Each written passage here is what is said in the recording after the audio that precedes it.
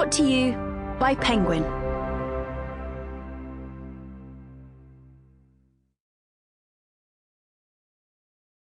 Subject 21 by A. E. Warren. Read by Sarah Schoenbeck. The measure of a man is what he does with power. Plato. Chapter 1. Elise stared at the Museum of Evolution's heavy side door as it closed behind her. It was unassuming in design, unlike the grandiose entrance at the front of the building, but it still held her attention. She had finally been offered a job that she wanted. Her first and only chance to escape the daily 11-hour shifts, fixing handles onto the ends of brooms and coaxing splinters out of the palms of her hands.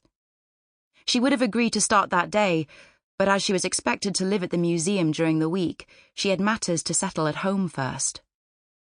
Reasoning that she couldn't continue to stare at a closed door, no matter how fond she had recently become of it, she bent over her backpack and dug out her favourite grey hooded top.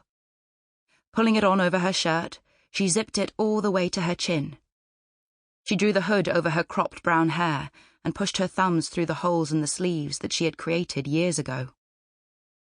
Her actions were carried out with intention. She never did that outside her home. Purpose and productivity was Thymine Base's motto, and she always adhered to it, in public anyway. Straightening, she slung her bag over her shoulders. The straps had been tightened so it sat high on her back, the best position to allow her to run. She then set off at a steady pace towards her parents' house. As Elise navigated the small, winding paths, she watched the sun preparing to set over the low roofs. The sleeping quarters were dug into the ground, and only the kitchens nudged their way above the surface to catch the natural light. Each building was angled to maximize its exposure, and to take advantage of the natural windbreaks. There was no symmetry or aesthetic considerations in their positioning. To the untrained eye, the effect was of children dropping their building blocks and abandoning them as they fell. This was Elise's favourite time of day. It was when she felt that she might just keep on running, past the circular boundary line marked by dense ferns, and into the unknown. It was an idle thought, though, one she teased herself with at the production centre to pass the time. People like Elise didn't get to leave. They weren't important enough to warrant the supplies needed to make the journey to another base. Pushing the thought away, she allowed herself to be soothed by the noise of her feet, steadily hitting the soft rubber pathway. Ignoring the splashes from the small puddles that had formed after the brief autumn shower, she allowed her mind to drift. She had only told her parents about the interview that morning, to limit their time to object. Weighing her options, she reasoned that her only way to win them over was with the extra tickets.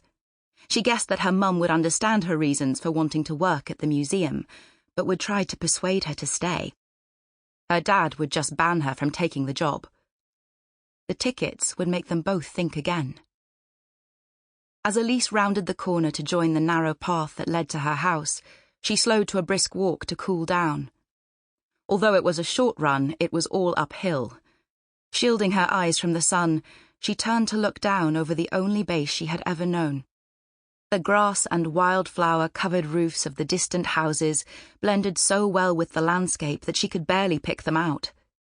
The only indications that this was a settlement were the public buildings in the centre of the valley that were allowed 2 or 3 floors of indulgence.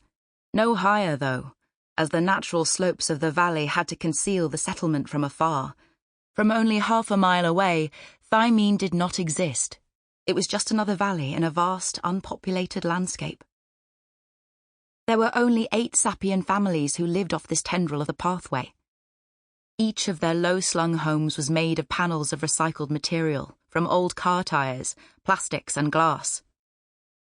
These were then covered in packed earth and vegetation where possible. The houses were unevenly settled around a small stream. This positioning near the water was arbitrary, though, as it no longer held any practical purpose, despite being so clear that you could see the round pebble.